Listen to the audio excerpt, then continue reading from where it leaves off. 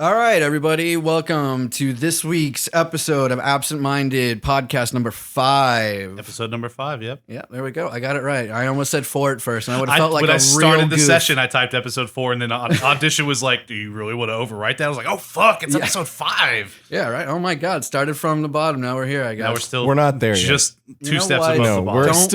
Don't ruin this. We're still Don't at the ruin bottom, but we're okay. We're having fun. Yeah, we I mean, are. it's good. It's a good time.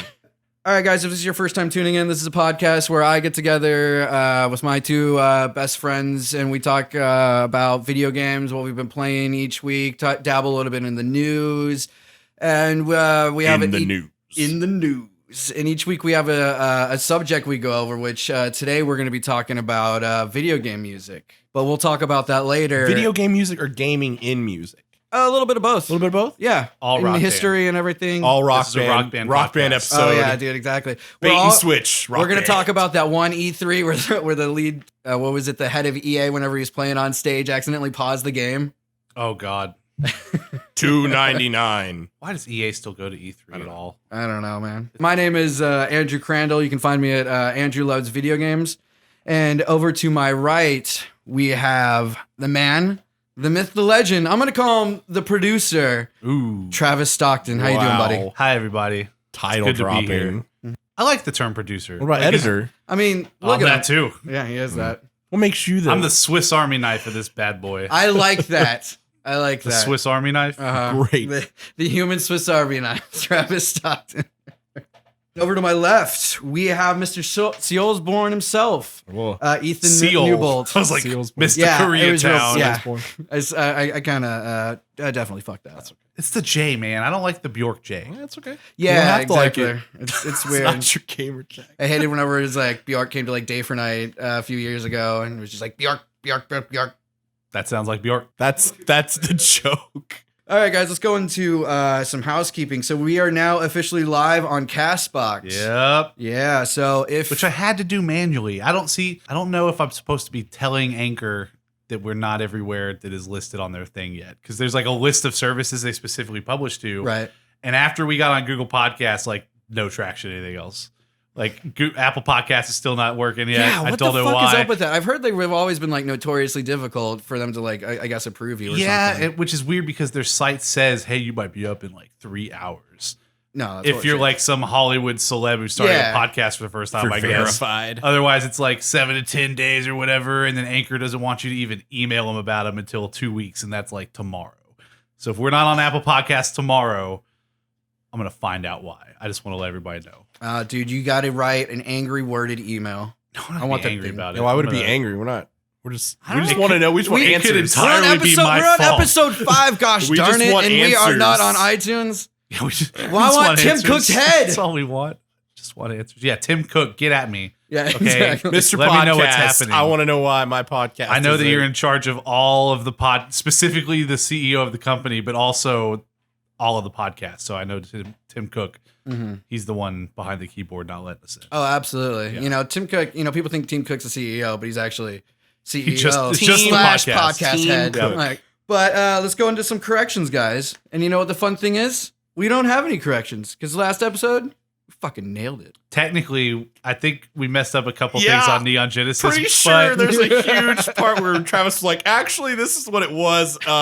Sorry about that, but oh yeah, we don't have to get into that." I did call out Ethan a couple of times, but Oh, yeah, yeah. that's No. I meant the other thing where you were talking about. You told Drew about the black moon and white Oh, moon yeah, no, I fucked corrections up and some stuff stuff right. too. Yeah, Yeah, right yeah. at the That's beginning, too. Ignore anything I was right or wrong about whether like I was right or wrong. whole episode's worth of more expounding that could have been done. Yeah, so we won't so- do that this week. Yeah. We'll do Ava part 2 maybe when the You know fourth what? movie If you comes want out. Yeah, real corrections, whenever I, like, hit us up on rewatch it, Twitter. then- We'll get you corrections there after you follow us. Nice Twitter push. I appreciated that. Yeah, That's yeah, good. that's That's, good. what you Yeah. gotta do. Really, And then you can go to our Instagram and see what our faces look like and be like, that's Into the it. guy. yeah. That's the guy. Hey, that's the guy with the voice and the thing. That's the guy on the podcast. Before we delve into the news, I kind of just wanted to talk about what have you guys been playing recently? I want to talk about what you've been playing. Ooh. You're deep in that Crash Team Racing. I finally got the message from you that you were like, That game hard. this game's breaking me or something. Oh no, you said the really terrible thing that we all hate, that it was the Dark Souls of kart racers. Yeah. Oh yeah, I yeah. did. We were talking about that on, But it was on like- Apex the other night, and yeah, It just makes you really feel like Crash Bandicoot, you know, Yeah, man. You just in a cart. It just eating really Wampa makes you fruits, feel like getting that. blown the fuck up. Yeah. No, yeah, Crash Team Racing. that game hard. It is very hard. Because I maybe only played it once or twice when it originally came out on the PS1. Like some demo station shit. Yeah, exactly. Like some demo station stuff. I was real familiar with the one level. Just one. Yeah, exactly. Playing over at Funko Land. Crash Team Racing, really difficult. It's got this crazy boost system that's way more difficult than like Mario Kart or something. Mhm. It's like super technical and super Like drift 7 intensive. different buttons you have to Yeah, push all so- at one time.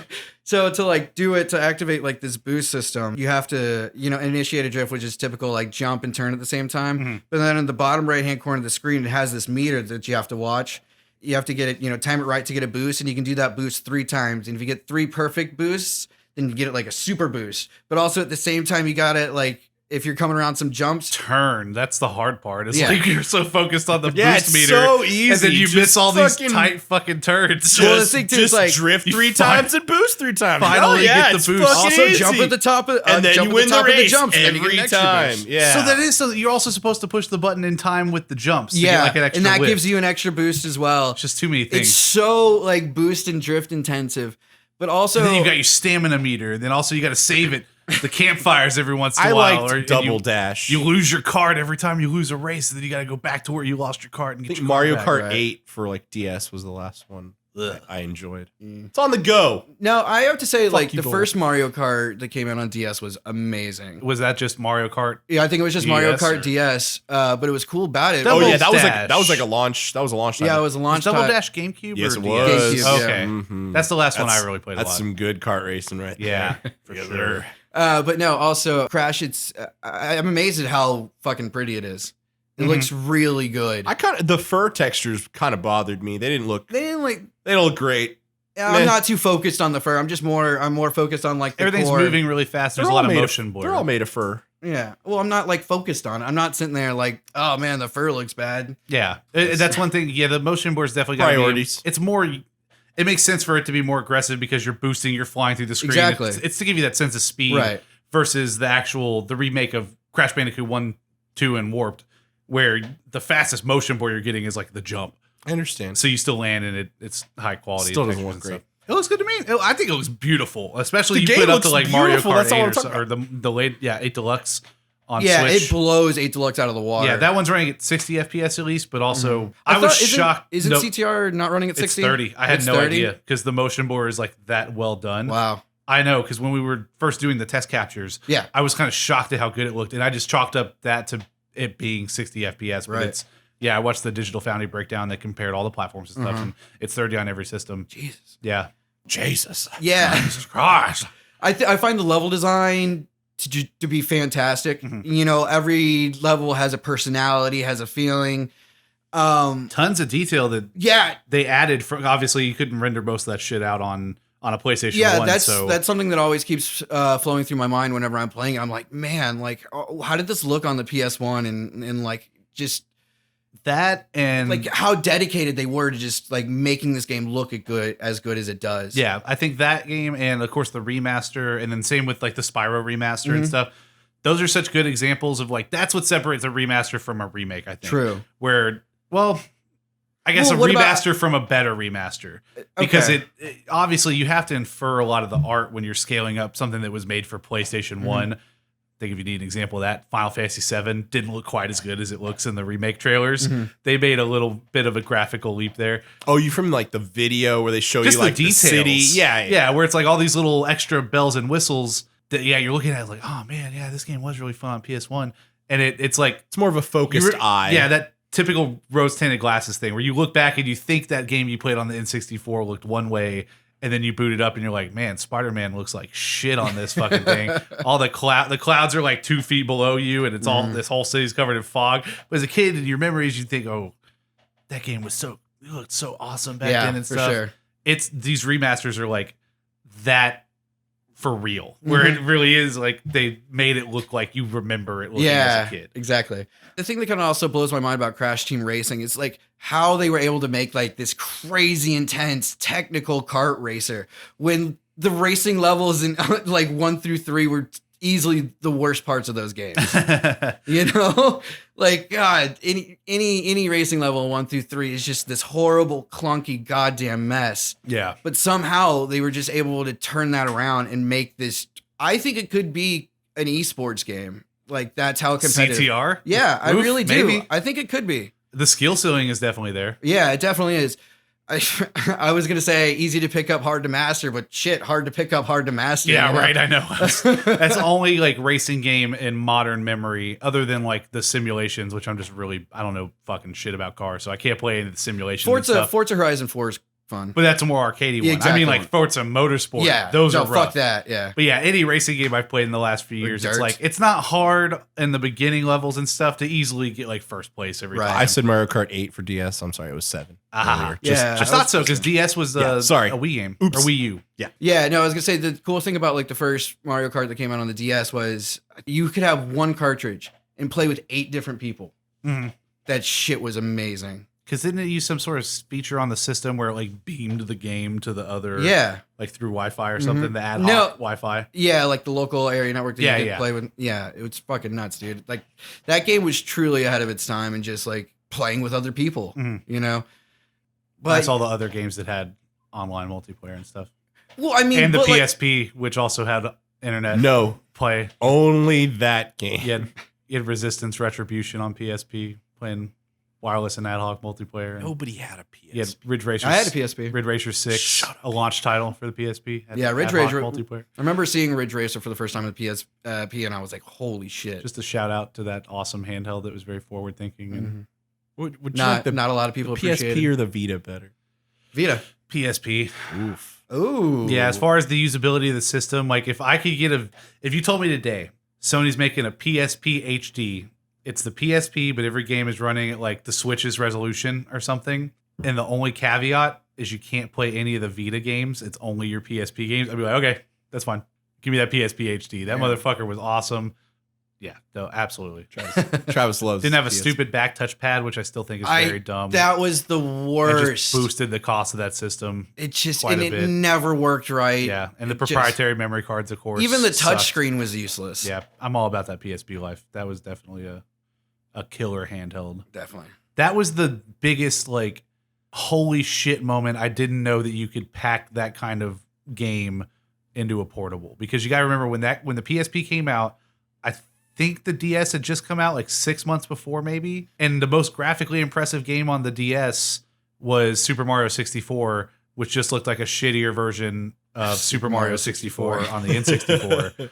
And then the fucking PSP, you're playing Ridge Racer 6 on there, Daxter. a version of the game that looks better than what was on PS2. Yeah, the Jack and Daxter games, the full-blown games ported to oh wait, no. No, it was Daxter. It was a spinoff. Daxter It was game. a Are we Daxter sure that Jack and spinoff. Daxter wasn't on Vita? I doubt we wouldn't know. No, You're talking about the spinoff, like it was. Yeah, No, okay. It's yeah, just- I was thinking of Daxter. Jack and Daxter HD collection. Mhm. That was on Vita, and Was There it? was was a Cool. really Yeah. cool indie platformer. I'm trying to remember what it was. I think it was like Jack Grimm or something like that. the Jack I and remember Daxter that. game? No, No, it's no, like no. this one where you played like Death's son, Mhm. and it's like a Oh, platformer. Grim Jr. Yeah, Jr., that's yeah. it. Thank you. Yeah. that was a cool game. Yeah. Or was it Death Junior? It might have been Death Jr. Maybe it was Something like localized or something. Yeah. I don't know. But yeah, you were like a little baby when you had a big scythe. Yeah. Yeah, exactly. I wanted to say for the last thing to bring up back to Crash Team Racing is like whenever I lost my fucking mind last night, Mm. because I swear to God, I was facing this boss. I don't remember what his name was. So like one of the attacks in Crash Team Racing is like a bomb. Imagine like a pirate cannonball. How do you have a boss in a racing game? I'll tell you if you just let me tell you. Thank So- you. Good. Okay, so I'll go ahead and explain that. So, like in adventure mode, it's like a typical kind of Crash map. You have like these icons you go up to, and they transport you to the level or the track in this case. So you beat the certain number of races that you need to activate the boss battle to get to the next area. So that's basically how the boss fights, or how to get to the boss fights. So with each boss battle, they have like some sort of gimmick with what kind of weapons they toss out. So the weapons, there's like a TNT box that acts as like a mine, and so whenever you run into it, it gets on your head, and you have to. I saw that you in have some to, gameplay video. I was like, oh, that looks annoying. It is annoying as fuck, and so you have to keep hitting the jump button to shake it off, and then there's like these little beakers, and those act as. Yes. It's funny. The first thing that popped in my head was an actual glass beaker. No, that's what I said. Beaker. Oh, you said the BB. I thought it was a bird. But it's a joke. No, he's saying the beep mean? beep. He was saying the beep beep like from the dude from that's his name. But yeah, he meant the Muppets. Muppets. The Muppets. Yeah, Beaker, but yeah, I think it's Beaker. Yeah, Beaker. That's right. He was his Beaker. name. That's me having very little familiarity with CTR. Where it's like, It's wait, a double thing. Yeah, But yeah, in those he act puts as, out beakers. Yeah, and those act as like landmines or whatever. And so this particular boss that I was stuck on, his gimmick was that he was firing like these like cannonballs at the out of his ass basically, seemingly from nowhere. right? It's pretty much. And so you can't be like directly behind him because it's gonna hit you. Yeah. And like 2 fucking hours I tried to beat this guy. 2 fucking hours I tried to beat this guy, and just the Dark Souls of. It sounds like kart a Dark racers. Souls boss. God, dude, for a fucking kart racer. And so, yeah, he just, certain turns, he just automatically knew where to place the ball, and I would run into it. And then, like, I swear to God, once you get hit, he has like 3 more coming right at you. And like, you just never, God, it's just fucking frustrating. One day. And even then, like, once you get in front of him, you have to hit all of the boosts. You have to hit all of them. Otherwise, like, your kart's not going to be fast enough. He's just going to run right by you again. But the thing is if he gets by you, you can't drift and boost. Because like he's placing them in the path of where your cart would be when like it knows where you're drifting, right? It makes it so frustrating. So you got to learn this. You got to learn this learning AI. Yeah, Almost like you have to memorize his mechanics. Yes. And Yes. his moves. The Dark Yes. Souls of kart racers. yes. I'll let you I play was it gonna say after that this. over and over No, throughout the I episode. don't want to 'cause play that game. It's too hard. No, no. He's already okay. juggling his own Dark Souls. He's Yeah. got like No. 3 Dark If Souls we're, over if we're there. gonna do like a 4th of July stream where I play Bloodborne, then you were gonna do a one where you play kart Crash Team Racing. Okay. But we got to get you that Bloodborne playthrough first. I want 30% of the trophies unlocked, and then You just want Ethan's those got trophies. to. It's all about the trophies, You man. just want those trophies for yourself. Earn those sweet, trophies sweet trophies. yourself. Yeah. So Travis, what's been going on with you, man? What have you been playing? I'm still in the rabbit hole of Tales of Berseria. I've been still playing that. I hit 30 hours when I saved before I got in the shower today.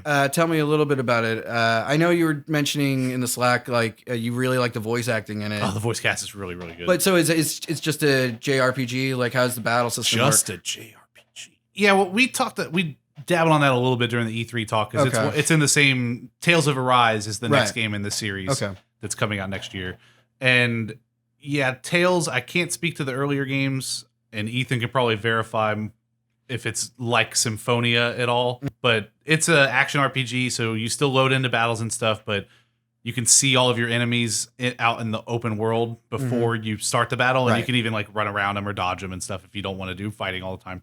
And the battle system's really neat. You equip different arts, which are like either your magic abilities or your combat abilities. Then you have like hidden arts, which are like finishers and stuff. Okay. And so there's this weird combo system involved as well, where you can use certain abilities to extend combos past where you would normally be able to use Tag them. team abilities that Yeah. gain more bonuses or something like that. Not that so much as like think like Kingdom Hearts, where it's like, oh, you have like your basic attack is like a 4-hit combo. Okay. But there's ways if you know what you're doing to like cancel a move and then trigger a different combo and stuff. Okay. Like there's always that limit where the game's like, oh, you can't do more than this many attacks in a row. And so there's a system in place for that you can extend over time and stuff. But it's one where when I first started, it seemed a little basic, and then before I knew it, I'm like 20 hours in, thinking, dude, these fights are really fucking fun. Just having to. It's got your typical thing where different monsters have different weaknesses, either elemental based or like if they're a winged undead or something, then you've got moves in your repertoire that are specifically going to trigger or attack a winged Undead enemy creature, or yeah. an undead enemy, and that boosts the attack damage and stuff. So it's all these little RPG mechanics that it's one of the better action RPGs I've ever played. I will say that much. Nice. It is long. Octopath kind of has that a little bit, but I mean, in a more turn-based thing. Yeah. Well, if you're turn-based, you're automatically not an action RPG. Well, I meant with just like what you were saying about how certain enemies have certain weaknesses, and That's just RPG. I mean, in Pokemon's general, yeah. got that, man. We all know that water's going to beat fire. That's why you always pick fire, and then you pick up a Gyarados as soon as possible because he's got the water. I haven't played Pokemon in years. I don't know if there's still a thing. But yeah, so Tales is good. It's very long. It's a JRPG. It's super anime. Like it's got like little anime skits and cutscenes and stuff. And if you're into that kind of thing, fuck yeah, because that's why I like that and Persona and all that stuff. I feel like I'm nearing the end. I feel like I'm probably about 10 hours away. I'm definitely getting to the point where there are a lot of little skits and stuff that I start it and I check Twitter. Or I check Instagram because they're just some of them at the beginning of the game is like, oh, you go to a new area and there's a quick little skit with like the one other character in your party. And now that I've got 6 people in my party, everyone's got fucking something to say. And then I'll go into a new town and it's like 7 skits in a row. And I'm just like, okay, fuck. I'm just like hitting triangle, getting the next one going. Again, Updating. Octopath had that shit. as well. And I'm just like, I don't care anymore. Like, I still can't skip cutscenes because I feel like then why are you playing a long story JRPG? So I'm still watching those. Yeah. But it's getting to the point where it's like, okay, I'm ready to like start tying this up. Yeah, I feel you. So Ethan, would you like to gush to us about Final Fantasy XIV Shadowbringers? No, I would not. Oh. Yeah, no. Perfect. I would. Good deal. All right. So the news, guys. Oh, no, we're not No, doing the we're news. talking about okay. Shadowbringers. Come on. No, it's really good. Like early access ends tomorrow. It officially launches on July 2nd. I booted it up. Yeah. And didn't touch the start screen But- and watched the opening but movie. you- And it's the one we already yeah. saw, and it's really good. But it's cool to have it like on your TV. It's so much higher quality. I None of did- the YouTube compression. I did look at that. It's very title nice. The music screen. is It's intense. It's a very- really good track for that trailer. They did an I'll have to look that up. amazing job. It's so good. Also, Stormbringers. I had never seen. Or is Stormbringers Is the it? one with the monks and the monk and the Stormblood. dancer? Stormblood. Yeah. Yeah, Oh, the sorry, monk and the- Shadowbringer, Stormblood. So The fight where they're on the statue or so whatever. technically they're both in the still palm. monks at that point because she's not using like throwing weapons, and that's I couldn't remember if there was a bard or a dancer class. yeah. or They're something. both like doing fists and stuff. And Okay. yeah, it's a really cool trailer. They're all really great movies. That was the one I hadn't seen before because I'd already seen Heaven's Ward, of but course. the tone shift starts immediately from the first quest. It's the voice acting is the best it's ever been, if not top notch in stuff I've seen. You really sense like emotion from the characters, and it's So, could you give us, or can you give me like a quick, I guess, story rundown to this point? I don't know if you could condense that. Maybe I don't know like, if I should. It's like 100-hour base game. Yeah, the and then game's kind 2 of 40-hour Yeah. expansions. All right. it's. I if didn't you know want if you, to- I didn't know if you could just give me like a general over. Not without going too You much. Google a lore video. Yeah, there's Yeah, a I'll do comic. that. Comic historian has a great couple of videos on it, and there's Because also Ethan's like, well, the first no let me clip. tell you Yeah. about 1.0. Yeah, and then the no clip documentary is also that covers a lot of. Yeah, I remember I started the no clip documentary, but I didn't get If through you it. want to know That's one of their the best history ones. and stuff, you can definitely look into that. But the new stuff is Stormblood, and now into Shadowbringers is just great. There's blood, like, Oh, Stormblood. and it was no, not Storm, like actual blood Oh, in real blood. Shadowbringers, like early on, and it was like I was kind of I shocked a little bit. I was like, whoa, Wait, did they add like blood to the animations or something, or what are you talking about? no, like in the cutscene there was like actual. There was Oh, it was okay. almost We're M-rated it now, was boys. almost gory, and I was Really? like, whoa, That's pretty that's dark cool. for a fantasy. Yeah, game. it was dark. It's definitely dark. So something you hinted on, I don't, Shadow. but I wasn't 100% sure. So Yoko Taro is involved with the whole scenario, Yes. not just like a certain quest line. He had major input in like the design of the raid, the 24 man, because it's based on Nier. Yeah. But yeah, he had storyline process and character development like input and stuff with Yoshi P the That's whole fucking cool. time. It's Fuck yeah. and you can see it. I haven't played Nier almost at all, but I've seen other people play it. I've watched playthroughs. You feel it from the beginning. Yeah, because there's definitely great. some weight And to so they a lot of his also- storytelling. They also changed the dialogue choices. It's kind of different. Like the window is a little at the bottom. It looks more like a actual dialogue tree, Mhm. even though the answer that they give you is the same regardless of your Yeah. choice. You're not It's getting a different still- story, but But it feels more immersive. It's one of those little things that makes you feel like you're playing your character and not you're playing a story that's already really been good. written. I wish I could spoil some stuff for you, but it would be I'd be stealing an experience from you. I'll get there in like 3 years. So Yeah. I should be done with I should be done with the other and two by then they'll have a expansions couple and- more expansions. So. Shadowbringers. Fun stuff, guys. Get that shit. All right, so let's go ahead and jump into the news. So first story we have today coming from TheVerge.com. Apex Legends Season 2 launches on July 2nd. Oh, that's tomorrow. Yeah, it's tomorrow. Yes, it is. So it'll be out by the time everyone's listening. Yeah, exactly. Oh my God, that's Yeah, so I played- exciting for everybody. I played some last night to see if there was any like secret new changes in the last day of the first season. Mm-hmm. Not really. No, No nerfs. no nothing new. Nobody's complaining. No, about a looks nerf like they're character. saving it all for tomorrow. No, the Yeah. only thing that changed is like there's that thing, the big the tower spire spinning. Yeah. in the middle of the map. It's now spinning. Oh, And then you shit. see in the trailer that's what collapses and causes the whole kind of chaos on the island. And then the big dinosaur things that are in the water have like switched directions and stuff. But that's Yeah, but they've been doing that for a minute. Spooky. yeah. Mhm. But you wouldn't really notice that honestly if you hadn't been paying too much attention. So with this new update, we get a new character named Watson. She is an electrical based hero. From the gameplay trailer, it looks like she can place like a force field.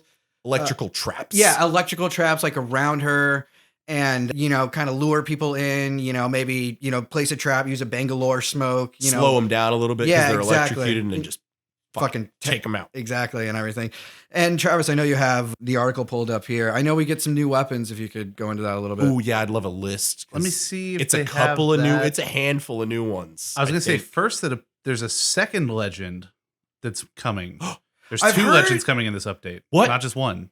Oh, I called that shit. Nani? Yeah. So this is Boom. Let's Called see. that. Dude, Throwback. I called that. That is so much more exciting. Like So here in the article we have shown in a new season 2 CGI trailer that dropped today, in which the Oh, release fuck. date was also revealed. We see the map's giant repulsor tower topple, which is what you were saying, Drew. Yeah. Hinting that the island's defenses against the winged dinosaur-like beasts and the leviathans have been disrupted.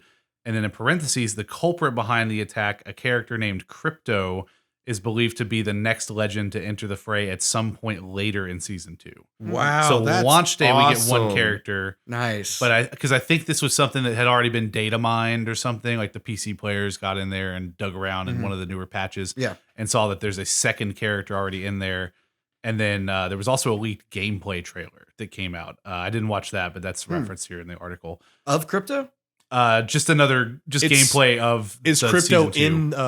in the Meet Watson trailer? Is that what you said? I'm Yeah, sorry. he's in Okay. the CGI trailer apparently. Oh, the CGI. Oh yeah, that is her CGI trailer. I see. Yeah. Yeah. Cool. That's really that's double the excitement. Like I know, that's dude. that's cool. I don't even have the cyanide guy. What's his name? I don't have any of the extra. No, Caustic. I have. I don't even have Caustic unlocked. I have the speedy guy. I can't remember his name. Speedy. Oh, what is it? Octane? Octane. I haven't even played since Octane. Man, I really wish you'd because play I missed with all of us. season It's 1. so fun. I'm hopping in for season 2. Yeah. I'm very excited for that. These are the bigger changes I was hoping 3 for. squad, man. As soon as I Three-man read squad. all the changes for season 1 and saw the rewards and stuff, I was just like, cool, I've got time to get back into 14 Yeah. for a minute. Instead of Yeah. like being like, oh man, I'm going to grind out 100 hours in season 1. Like season 2 is enough stuff where, and it's been a long enough time now that I'm excited to Yeah, come I back. feel like I wasted. I wonder if they're gonna do like another Amazon Prime deal like they did with season 1. I didn't know they did a deal with Amazon Prime. Well, it was just something where if you linked your Twitch account, then Oh. you got like a couple free loot boxes. Oh and a- yeah, and a because you skin. got the skins. Yeah, I saw those. Those were which cool. is at least the last time I checked, it was just like gone for some reason. no, they're back. Really? Oh, No, and they're- they I've fixed that seen 'cause them. it was like Okay. disappearing out of a bunch of people's libraries. Jesus. They're also getting new midair emotes. Yes. Yeah, during that's so the fucking drop cool. in, which I Uh-huh. saw a great meme of that where it was just like SpongeBob picture and over Patrick. somebody. Oh yeah, SpongeBob and I Patrick. It posted was like that. EA and somebody. Oh yeah, you said it. It was like, oh god, shit, we gotta write this down. We gotta get this. Write in a that down. Fortnite, Write like, that down. immediately. Yeah. And then we have an all new weapon in its own unique category, and Oh, Really? it's a completely unique weapon. yes, So it has its own ammo type and everything. Wow. presumably. Well, the ammo type might be the same, just because there's like you have a sniper that takes energy ammo, you have a sniper that takes. Is it? kinetic It's not ammo. like a new yellow weapon, right? Like no. the, This just says there's not a whole lot of details broken out here. You can, Cool. That's man. That's you can still probably find. I'm sure there's someone who's written a huge write up on like the Apex Legends in-depth subreddit or looks. something. Yeah, that's And this doesn't go over any of the new attachments or anything like that. But just a lot of new stuff is coming. This looks like a better update than season 1 for sure. oh, definitely. Yeah. Like Yeah. I feel like I wasted my season 1 pass. I didn't really use it that much, and Oh, so did you buy it or I did you did. pay with the in-game earned credits? That I'd have to look and see, but I think I did give them a little bit money because I enjoyed the game and I felt like I just, Well, and you didn't buy the 2 characters like we did. no, Or at least I did. I think I paid $20 and I bought one character and the season pass and then that was it. Gotcha. I have literally put no money into it. The only thing I ever did was Good for you. The Twitch thing. Yeah. Good for you. I mean, now loot box conversation part 2. no, I know this is what we're not doing damn this. it. No, I did the $20 pack as well because that was the thing where we played for like 3 days straight. Yeah, I was we like, had a lot of fun. Yeah, it was this is one where it's like I would have paid $60 for this game in the store and been happy Yes. with what they have here. Right. So respawn, here you go. Here's a little More than welcome to pay For your $20 trouble, for one your time. trouble. Yeah, but No, I ain't getting but yeah. caught in the loop. I mean, now that season 2 is coming out, I mean, like I've been playing this game a bunch. I mean, me and you have. Like, I'm definitely gonna buy it. Like, when we talked about E3, I think me and Andrew both agreed we wanted map changes, characters, Yeah, y'all got everything. and in weapons. I called out 2 characters. You did. I said I didn't think they would do 2, but we got 2 Boom. at the last day before season 1, before season 2. That I Yep. mean, clutch character reveal. Came in clutch Came in respawn. clutch. Came in clutch. A lot. That's. I'm glad that they're keeping this game going, and I'm glad there's lots of good stuff with it. Yeah, Excited dude, for the future. yeah, absolutely, dude. I hope they like take it. Like when we were talking about our E3 predictions a while ago, like the Rainbow Six Siege route, where they're hoping to add 100-player characters. Yeah. I'd like to That's a see that. lot. I'd like to see doubles or That's a quads on top of the 3-player thing. but Definitely, that would take yeah. a lot of rebalancing, though. I like to see some LTEs, Would you want limited time events. Would you? Oh, want, yeah. And I hate those. I hate missing out. Those, Would you want a actual solo 100-player battle royale for it? Yeah, I would. No, because that's what I'm saying is like I don't think we'll ever see solo because again the balance issues right now, like your team is built around for the a fact team. that 3 people that are gonna fill Just each other's like- weaknesses. it's true. Just Yeah. like the other night when me and you got locked in a room with a caustic grenade. That was That our was- that own was fucking so fault. stupid. That was our own I goddamn did that. fault. You had a heal bot. I was like, ooh, heals, and we just got locked in there. We literally got day 1 owned, when you saw that It game was come great. out and they were just like, it people was posting great. on These Reddit. noobs, watch me pwn these noobs. Fucking hell. Now, limited time modes, kind of like how they have the arcade mode in Overwatch. I think that might work okay, where it's like every once in a while you can jump into a mode that's Well, they have the maybe Apex 50 players Elite. and then but solos. No, mode. but that's different. Apex Elite is more for that's just like competitive. Yeah, I mean in Okay, Overwatch yeah. they have because they have a similar problem in Overwatch, or at least they did, where it's like it's the same thing. Like if you put a healer class up against a tank, tank's almost always gonna be able to take them down, just because of the way the game is balanced Yeah, currently. Because you're meant to make up weaknesses. You aren't playing 6 healers on your team. There's only 4 healing classes or whatever. So you have people that fill in those weaknesses. But they have the arcade section where you earn a different type of loot box, I think, or loot boxes after every few games or something. You can win. But they have the different game modes. I think there. you can win 3 loot boxes in a week through arcade mode, and you have to get Because it's 3 1 every wins 3 each. games or Yeah. something. Or 1 every 3 wins. Yeah. yeah. Down the line, I just think it would be quite a ways out before they add anything that's fucking with dropping people out of your team. Just because the game right now, they're still doing work on getting it balanced Right. with It's true. just the 3 people teams. Mhm. And think of how often you say "fuck me" when one person disconnects from your Apex happens, squad, and you're like, "Dude, happens this a is lot. gonna be terrible." I think it now. happened 2 or 3 times last Well, night. I mean, honestly, if that one person dies, Is the networking still usually- kind of weird? Is it still people dropping out sometimes? Have y'all had major crashes since y'all been playing last? No, not crashes. Because there were still a few times where I had at least a few experiences where I'm just in the lobby, the game starts, and then for some reason something hitches, and then I load into another game without you guys or something. No, I will say sometimes I do notice, depending on who our third is, we do get lag. Yeah. Yeah. Or maybe in the Well, loading those are the network screen- issues. I mean, where Maybe in the Yeah. loading screen, it'll just show the 2 of us, but our third party member is there and just not until we See, actually get into the game. that was another one that was weird for me. Where you come in and it's oh, my timer's up to even pick my character because I loaded in so late, and then we're still busting in. See, those are the things I'm I know y'all made hand over fist money the first couple weeks of this. Do some bug fixes, get some of the technology right. And maybe we'll see that with the release season Could 2. be, yeah. Holding out hope. Yeah. Okay, so next on the list, EA Access is coming to PS4 on July 24th. Fuck yeah, Woo!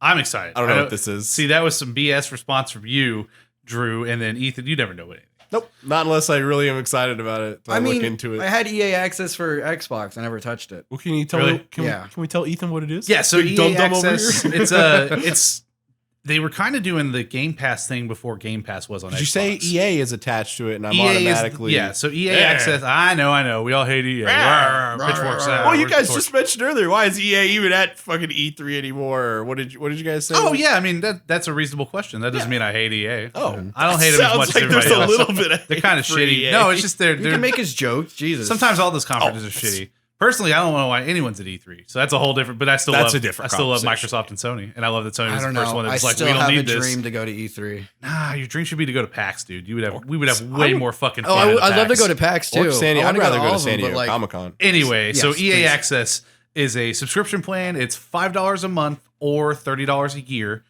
So 50% savings if you want to pay out the whole year or whatever. It's less than $5 a month. But it's a Game Pass similar thing where they have like a vault of EA games. And so it's you make that face, the whole Mass Effect trilogy, as well as Andromeda, the Skate series, which was dope, all the SSX games.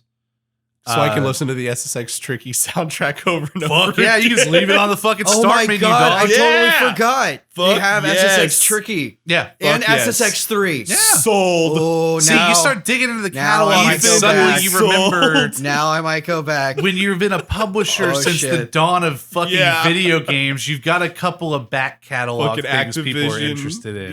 Yeah. So, Dude, SSX Tricky, Sold. man. and that's just the And fucking SSX 360 3, games, dude. What else you got? Holy shit. Well, and Killer again, so games. it's almost like their whole back catalog, and then they add new stuff to the vault. Like when an EA game comes out, around 6 months at the earliest is what I've seen, but usually no later than a year, new releases get put on there. So like, so it's a like continuously Battlefront 2 is updated- on there. Yeah, they're always adding. That's Battlefield cool. 1 just went to EA Access. And again, it's one of those things where if you don't already own some of these games, like some people were just like, ooh, I'm a Battlefield guy. I already have Battlefield 1. There's no reason to subscribe to this program because I'm not going to play these older games or whatever.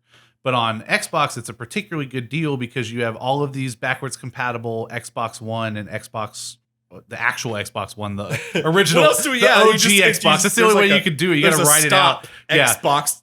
The old Xbox One, not the new yeah. Xbox One S or X. Xbox One Microsoft's OG. terrible at names. Anyway. I love that meme where it's just like one Xbox and one Xbox One X or something like Oh that. yeah, just all the names. It's like it's wordplay with it. But so all the old 360 games for the most part are on there, and then also tons of the current gen stuff. So your Battlefields, again, the new Mass Effect game, Dragon Age, all those series that are published by them. I think even The Sims 4 is on EA Access now. So it's definitely a great value on Xbox. Little less so on PC because they have Origin Premier and Origin Access, which is the same concept but the PC side. So obviously different library. If it was a game that never came to PC, you can't play like you can't play Skate 3 on the PC version. And then now it's coming to PS4. It's always good to have options. It's just that this is not quite the same value on PS4 for the same reason. You immediately lop off the whole Xbox 360 PS3 generation because PS4 plays PS4 games. Right. So you can't subscribe to this and then go play Mass Effect Remastered like you essentially can on Xbox One with all the 4K enhancements and stuff. So it's a little weird to me. Like they can't price it less than $5 a month, obviously, even though there's like less content. It almost makes more sense to maybe do like say, $15 for a year or $20 for a year instead, and just not even charge the monthly. Right. Like move to a 3-month plan or something. Right. Maybe add like something onto your PlayStation Plus. Yeah, like some people were tossing around the idea. It would never work just because the way the systems are set up, but that if only they could offer the EA games that are on PlayStation Now in the program too. Right. And then like while you're sub to EA Access, you get this small subset of PlayStation Now games. So then you can at least 'cause those stream are like- the PS3 games. Because those are the PS3 games, right? Yeah, exactly. But that just won't happen Yeah, because that's well- profit sharing with Sony, and you're using Sony servers and blah blah blah. There's no way that red tape would ever get crossed. to share. Yeah, so it's cool that it's coming. It's going to be great for. I always say that these programs are great for new console buyers because like day one, instead of hunting down deals, buying a bunch Get of a huge $60 games, library. yeah, $5, and I get to just play any of 50 games now or whatever. Like day one, see what I like, buy what I want. I know this also gets you like 10 to 15% off of new games when they come out. And then they also have the full game trials.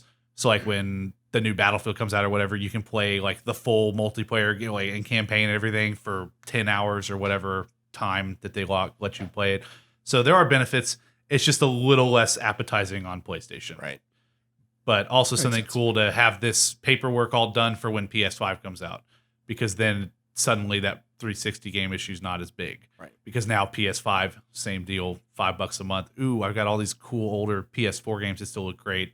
And I've also got the trial for Battlefield 17 or Mass Effect. We're not gonna fuck this up again, or like, like you'll get the trials for the new games and then the old access games. So Yeah, like you said, it's good to have options. yeah, choice is always a good thing. Absolutely. So PS Plus games for July are Pro Evolution Soccer 2019 and Horizon Chase Turbo. I saw the pictures and I thought it was FIFA.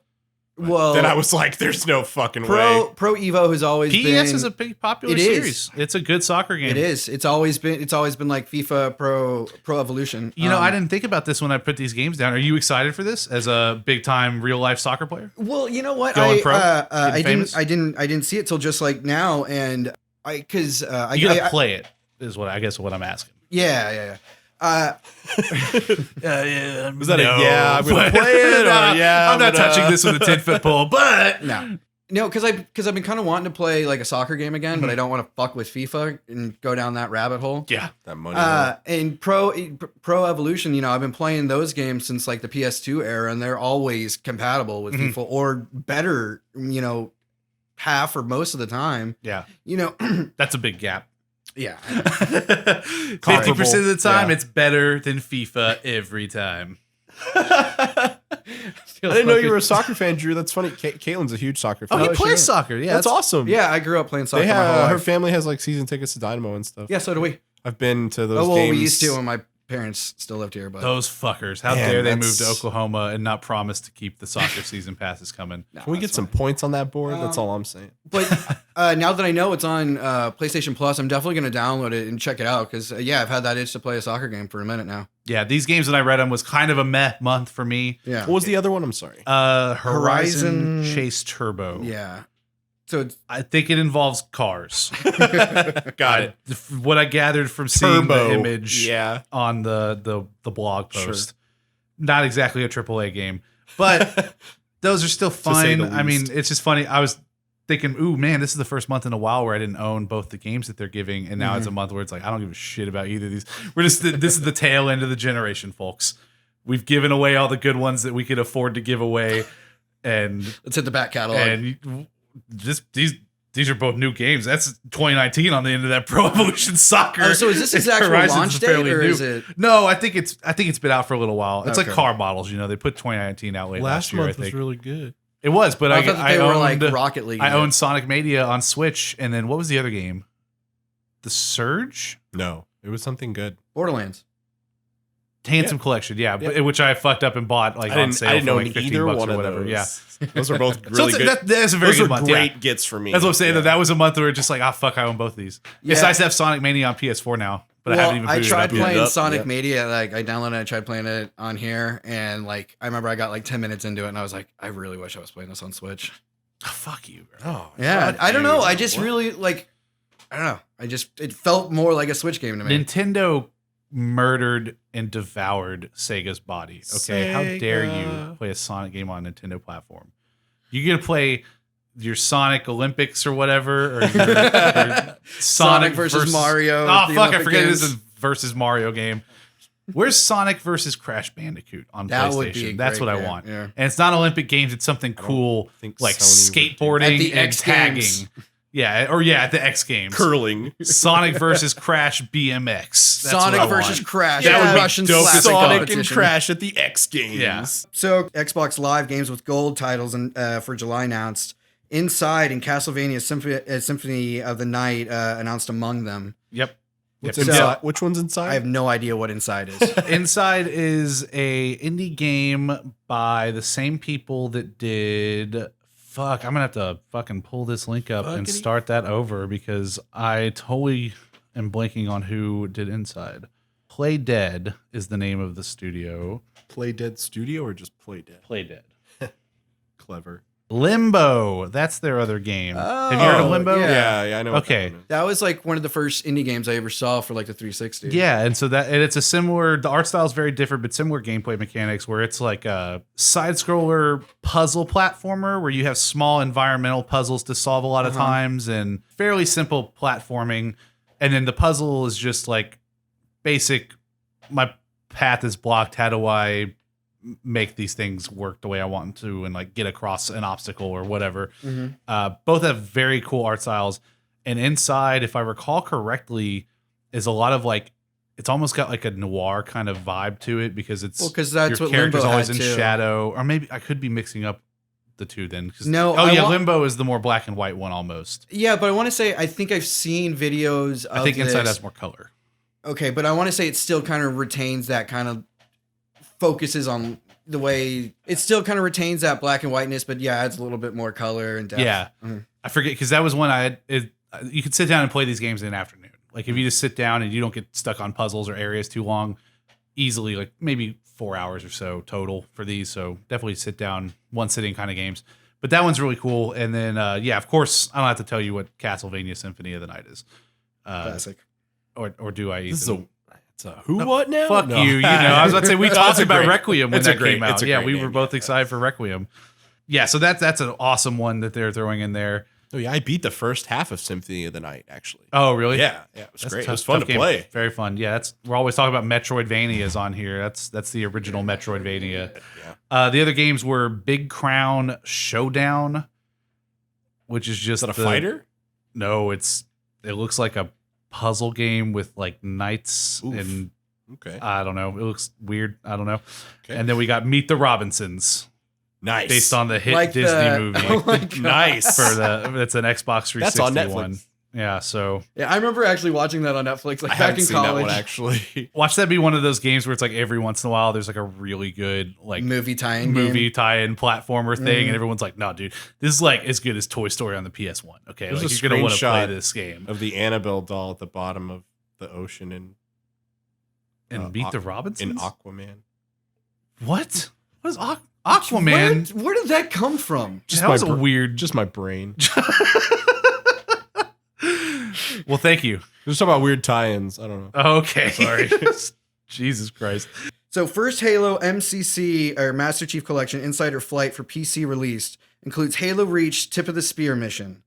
I do not know what this is. You didn't even click. Nobody. Is that the listens to whole that. name of the thing? Halo Master Chief Collection Insider Flight? Yeah, so Jeez. let me break that down. So Halo, first-person shooter series originating on the Xbox. Master Chief Collection. No, I get that part. Well, what's a collection Insider of Halo 1 through 4 Yeah. remastered for the Xbox One. And coming to PC Insider is Microsoft's term for beta testers where you can sign up for their preview programs soon. Okay. and get early access to either certain programs or games or updates. You give them feedback, test for bugs, that kind of thing. Very cool program if you don't mind shit I breaking. feel like that should be in parentheses. Flight is specifically 343 Industries' name for specific programs initiated in the Insider preview program for that publisher. I feel like Or that should be in developer. parentheses. Well, that's why I can just throw it out there. It's all coming off the top of my head. I don't need no damn article to pull all this Just out. like tip of the spear. So yeah, essentially these are just little beta tests. Master Chief Collection is finally coming to PC. That's been something that was rumored for a long time ago. Yeah, I'm and actually pretty excited recently got for that. announced. Yeah, and then they said as part of their like, we want to do this right the first time initiative. Very much unlike how the game launched on Xbox One when it was basically broken.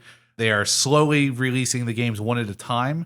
And Halo Reach, which is a brand new part of MCC. This was not part of the Xbox version. And it's not out on Xbox. They said they wanted to start with Halo Reach. And this is just one mission, tip of the spear, limited time beta to let, I think it was only like 10,000 people in and download this and just test it out, see how it's running on various machines and things like that. From judging from their history, these first flights, everything starts moving really fast after that. So within the next couple of weeks, we might see a couple more flights go out where it's maybe either a couple other missions or specifically a multiplayer focused flight.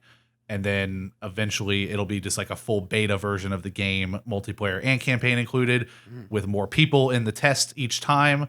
And then we'll probably see Halo Reach come out, I would guess, by November at the most. according to that timeline. So, and that the last bit is just me guessing, just based on the history that they've had with other flights like this for other games. That'll be interesting because I never did play Reach, and I've heard that. Oh, Halo Reach is awesome. It's a Yeah. very good send off for Bungie specifically, and then also just Halo in general. How many more news pieces we got here? Just like 3 or 4, but the only thing I was gonna say is, I guess games for Google Stadia will be full price, which I'm not really surprised by that.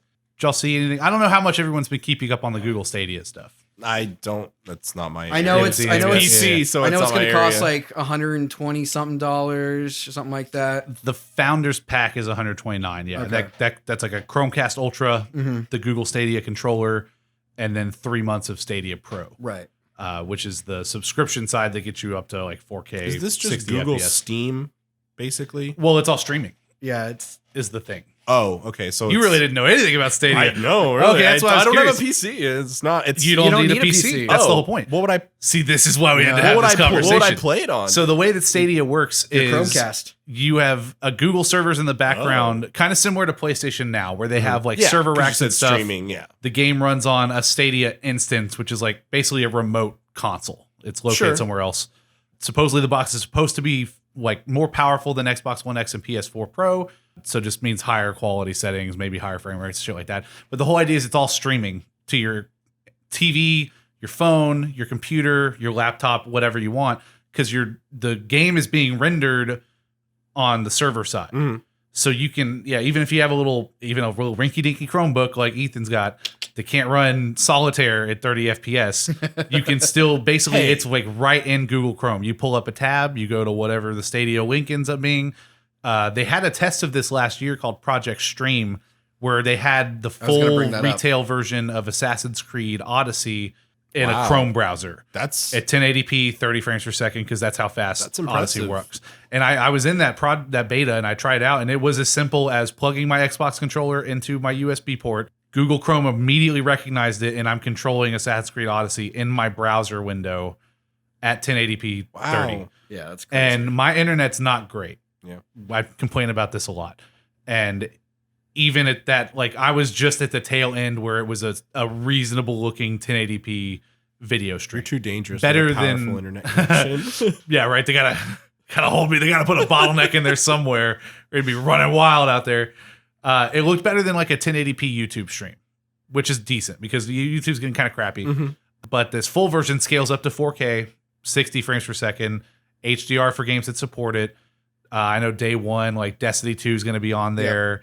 I think The new Doom? Doom Yeah. Eternal will be on there. Ooh, that's actually something I'd really like to play. Baldur's Gate 3, which I don't know if y'all know much about Baldur's Gate, but I heard that that's a recently big got deal announced, that like yeah. that's launching I think I know on what that Stadia. is, Like yeah. the fact that they got that is going to really make the PC, it's not a Stadia, the nerdy PC it's not guys. Stadia exclusive though, right? I don't know if it's a launch exclusive or if it's got to be coming to consoles. I don't know if it's going to Steam day one or anything like that. I think this is like an exclusive window thing.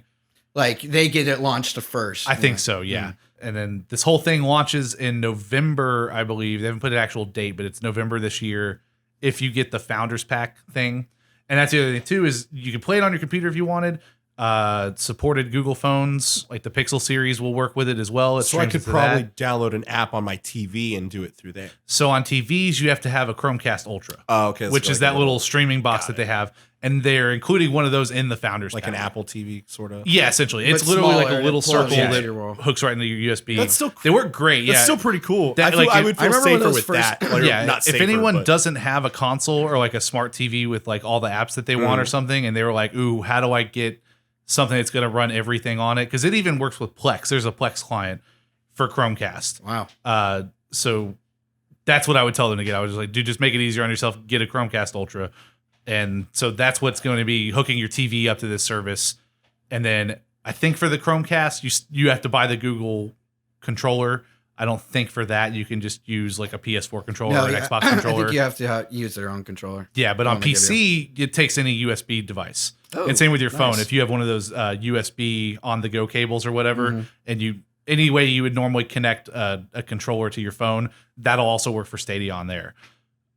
So that's very Nice. interesting. And then the point of this news article is that people weren't sure how this was working as a service. If it's like more like Netflix or Game Pass where you subscribe and you get a library of games, that's not the way it works. They are selling games at full price, just like if you went on the PlayStation Store or Steam. And if you want to play Doom Eternal, you go on, you pay your $60 or whatever it is if it's on sale. So I don't have to pay for And things I don't want. Yeah, and it's in your Stadia library. Okay. But I also think because you're saving so much money on not having to buy like an actual console, that like it makes sense for them to charge for games. Oh yeah, well, yeah, I think it's mostly. I think there was just they had to get out in front of this because the narrative they didn't quite clarify, and everything these days is like Dark Souls for kart racers. Like you're looking for the easiest way to explain the concept to somebody, Right. And when someone says Netflix for games, that gets the idea across that this is a streaming thing. It's not a download the game and then play it idea. But when you say Netflix for games, what you really mean is like the iTunes store for games, where it's like, ooh, I'm paying Apple TV, I'm paying for my iTunes 4K movie, and then it's streamed to me. Yeah, you're essentially you're buying the movie games on but Prime even Video. Streaming is too for the layman. Yeah, so like it's they finally stepped down and were like, no, we're charging $60. It's the full game experience you'd get anywhere else, so it makes sense to us that we're charging the same as our competitors and blah blah blah. And then they do have a free version for Stadia itself though, where it's up to 1080p video quality, and that's free. You don't pay a monthly fee. If you want Stadia Pro, that's $10 a month, and that gives you the 4K HDR and like 5.1 surround sound and all that stuff. And then apparently too with Stadia Pro, they haven't really clarified how this will work or what the frequency is, but every once in a while you will get free games for your library for Stadia Pro. So like first, like a PlayStation Plus or and then the first one is Destiny 2, the collection. Okay. So you get the whole Destiny series. Which collection? I think it's 2. So everything up till Shadowkeep, I guess. No, I would say because it would Destiny 2, the include- collection doesn't include that one. That was the one that No, up until like you would get everything. no, it's like the one before that. Forsaken. Forsaken. Forsaken's not part of the collection. Oh, I don't okay. think. I'm So not. I might be wrong. Right. I'll tell you. I'm going to preempt and be like, I'm not 100% sure on that one. But that's just a good clarification from them. If you have the fast enough internet to do it, I guess it's cool. I'm still not like sold on it, and this is not something I'm looking forward to. But as we say, options are options. I'm and open minded they're to good. this. Yeah. I don't know. I think it's If kind of we weird. traveled more, it would make sense because Definitely. the coolest idea is instead of like if you really you Yeah. gotta get a game that you're like really into or like Hotel we're like we hopper. want to stream it or something. Yeah, instead of having to pack a PS4 Pro into a bag or an Xbox One X or something, you get your little Chromecast and the controller, and then that plugs into any TV with an HDMI output. So great for if you're traveling and stuff. Since we're not and our internet sucks, except for Drew, you could be rocking the 4K HDR here. But Yeah, but I wouldn't need it. yeah, you don't need it. Yeah, exactly, because you've already got a PS4 Pro and an Xbox One X. So like Yeah. we're clearly not the market for it. But in theory, cool idea. Oh yeah, absolutely. Hope it works well. It's one of those things where someone's got to step into the market and start trying before it will be like it's never going to become a thing if no one's out there making those moves. Yeah. It's the same with VR. It's like, ooh, well, VR is not quite there yet. We need to wait 5 more years, and then the technology will be ready. It's But like, if nobody cool, did anything with but it. yeah, 5 years from now could be spent learning how to make these games for that premium miracle headset in 5 years versus starting at square one 5 years from now. Trial and error, innovation. Exactly. Yeah. And I think it'll be a nice. I think it'll be a nice entry point for people who have always, maybe been tentative about gaming or having, or took a break from gaming and maybe didn't want to invest in a full-fledged console or something. Fun way, a nice way to get them back into that sort of ecosystem. Assuming your internet's up to snuff. Yes. Yeah. That's the big bottleneck. I feel like, especially in the US. In other parts of the world, it's not quite as bad as far as the access to the high speed end of it. And then, of course, so many people, you hear people still complain about like their bandwidth caps and everything. And if they aren't complaining about it now and don't know what that is, they'll find out real quick when they start using 4K Google Stadia and their kids playing like fucking Fortnite 120 hours a week. And suddenly they're like, why is our internet bill like $800 instead of like the 120 we were normally paying? Right. Oh, well, you hit the bandwidth cap. Well, what's bandwidth? Oh, well, it's that fucking evil Google box you just bought for your kid. It's killing all your internets. Anyway, what do we got next? Well, I would say that's it for the news. You guys want to go ahead and jump into our main topic, video game music. All right, cool. So I guess I'll go ahead. I'm giving you the eyes because you skipped over only one thing that That's I wanted why, to point out. That's why I said, I was like, is that because you said you brought up the Google Stadia? I was like, that's what you wanted to go talk ahead. about? Yeah. Oh, that was you saying Yeah, the because he endpoint? My passed bad. over like a couple things. I was like, okay. I just wanted to note it's because you You're guys the don't host. care. And also because technically you asked in the pre-show. But I just wanted to point out real quick that Remedy Entertainment now has the publishing rights to Alan Wake. and that is their developer I explained to y'all earlier, because apparently I'm the only one who cares about Remedy. They're the ones that made the Max Payne games 1 and 2, not 3. They were not involved with 3. And then the Alan Wake series, which, do y'all even know what Alan Wake is? Does that name ring any bells? You've told me about The name it. rings That a was one of bell. the, whenever I first got my OLED Fuzzy. and my Xbox, you were like, you should Oh, download I- Alan Wake. Yeah. You should download Alan Wake. That's a great idea. I'm Because it I'm stars, so smart. what's his name? Dominic, Toretto. Yes, it's a Fast and Furious spinoff, but it's a horror story. or maybe And no. Is it another like Was it, narrative isn't game? that dude from Law? No, maybe I'm thinking of the wrong guy. Law? I mean, the main character's name Not is Alan Lost. Wake. I meant to say Lost, not Law. The game's Oh. named after him. Are you talking about the voice actor? Yeah, the actor himself. I have no idea. I don't know. Okay. From what I understand, he's someone who's like well known for high quality stuff, but I didn't know his name. Okay. But no, Alan Wake Things. for you, Ethan, is a third person over That's the one way to say camera that. or over the shoulder. Fuck, you got me fucked up. For the edit. No, I know. It's the second. I know. I fucked myself up. But you made this, instead of catching me on the stairs, you were like, as you like rolled down. Oh man. So Alan Great. Wake is a third person over the shoulder camera horror game where you're playing this guy, Alan Wake, who is a horror book like writer. He writes horror stories and short stories and that kind of stuff. And he's had writer's block for a while, and so he's going off on vacation with his wife to Crystal Lake or something like that. I can't remember the exact name, but it's a game that invokes all of these horror story tropes. I was supposed And to say, isn't that a plot to a movie with Johnny Depp? oh yeah, the whole thing is like You it's might just be thinking little. Camp Crystal Lake, which is What? No, that's not what Well, I'm the thinking name about at all. of the name of the town they go to is also similar to the name of the camp that Jason goes to in the Freddy. or that's in what I the- was getting at. the yeah. Jason no, but movies. that's not what I was thinking of. But yeah, that's the name of the camp from. Yeah. But no, Uh, there's a movie My with bad. Johnny. but the Depp whole where idea is he he's does- writing horror stories, and then the first night they're you there, things are getting weird. We'll look it up And later. the whole idea behind the game is that crazy stuff starts happening. All of a sudden, he wakes up. Things are not as he remembered when he went to sleep. And suddenly the book that he had been writing is the story that's like unfolding in front of him, but he doesn't remember writing The book. this book. Right. And so like one of the collectibles in the game is you're finding pieces of the manuscript that he's lost. And it's one of these, it's almost survival So horror-esque, Memento. and that you have ammo management to worry about.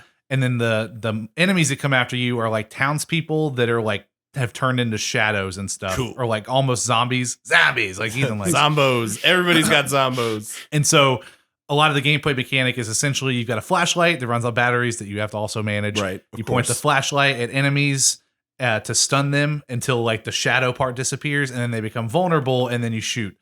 And so you're managing weapons, you're managing light sources, like when you hide under street lamps and you drop flares and stuff like that. Those are areas you can stand in and they won't come towards you So anymore. light is your friend. In Yeah, this exactly. So it was very noteworthy at the time because it was doing a lot of things with lighting in video games that hadn't been seen in previous generations. Is it black and white? No, it's in Okay, color, okay. but a lot of things are covered in shadow. Right. That's why it would look so good on the OLED, is you'd be able to get those perfect blacks Yeah. and stuff, just like Silent Hill 2. That's another one that looks so much better on an OLED because it mimics like how black like CRT screens could get back in the day. Spoopy games. But yeah, I just want to mention that. That's cool. Basically, what that essentially means is that now if Remedy ever wants to, this game came out on Xbox 360 and on PC, they could totally bring this to PS4. Remastered. And then the other game that they're working on right now that we've all seen trailers for, I hope, because it looks awesome, is Control. Okay. And I then was they just about to also ask they did if that Quantum was- Break as well on the Xbox One. Mm. You haven't seen Control at all? I mean, I don't know. Maybe. Quantum Control Break looks was the fucking one. sick. Oh, Is that what Yeah, you're thinking of with yeah. the guy where he he plays Billy in the, yes or the X-Men movies? Yeah. Yes, fucking. Oh, The guy that can control ice. Oh, Dates yeah. Kitty Pryde or whatever. Yeah. I feel so much better now. He's like the main character in Quantum Break, Hmm. which is also a really cool game, but like really weird because half the game is game and the other half is like these interactive live action TV episodes. Oh, I love those that are kinds cut of in games. between. So like you play like a chapter of Quantum Break, and then depending on things you found in the game or choices you make, you get a live 4K thing that's either Oh, 1080p those are download or you can awesome. stream it in 4K quality on Xbox One X. And the story changes and it's like a cop That's a drama 4th almost. of July stream game. Oh, let's do that. Oh, dude, that would be so Do that. fucking fun. And I'll do it. Yeah, the- I'll download it now.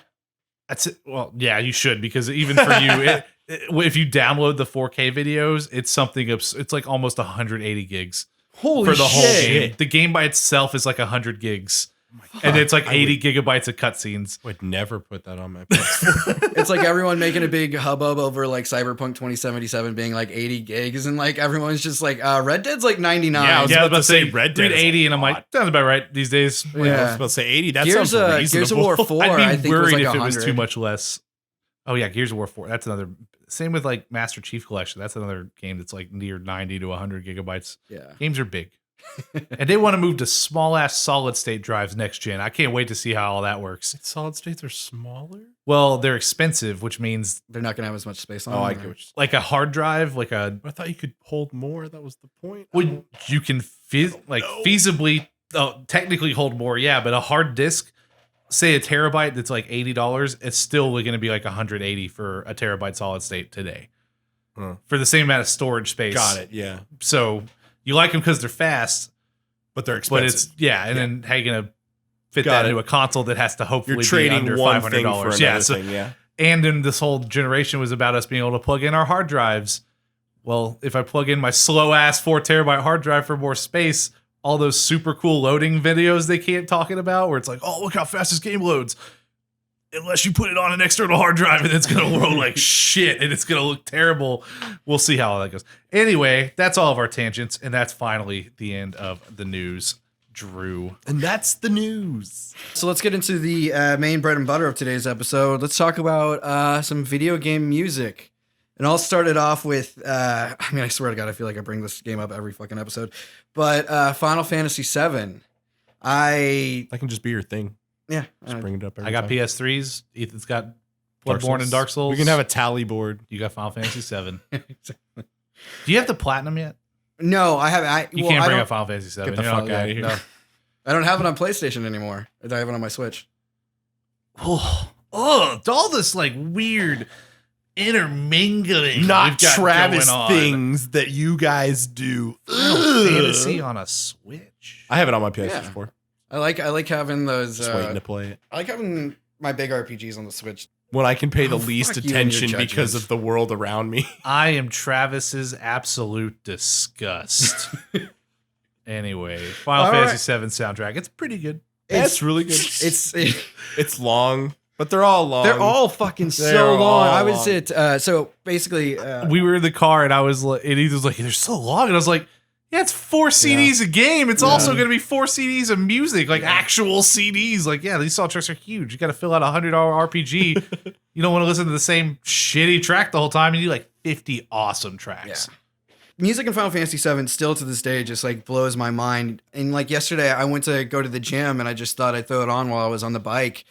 And even just like the intro, still just like gives me tingles. Just the do do do do do do do do do do, and then like You blew that. But that's not like singular to 7. Like they each No, have their no. own theme that's Yeah. really similar, the Final Fantasy theme. no, I know, but this, I can't do it either. It's Yeah. slower than you did it though. Yeah, I you're know right. it's slower. but it's specifically the one in 7, the one when like the backing keys come in. The ways those come in and they make me feel warm. Those and keys just- are very sharp for 7. It's very, it hits you really hard. Yeah, That's dude. good. And it's really just good. like, and even by the end of it, like by the end of the song, I'm just like, oh my God, am I tearing up? Like on this bike right now? Am I going to be that fucking guy at the gym? It's just sweat. It's Just sweat, guys. It's just working out my eyes. I swear to God.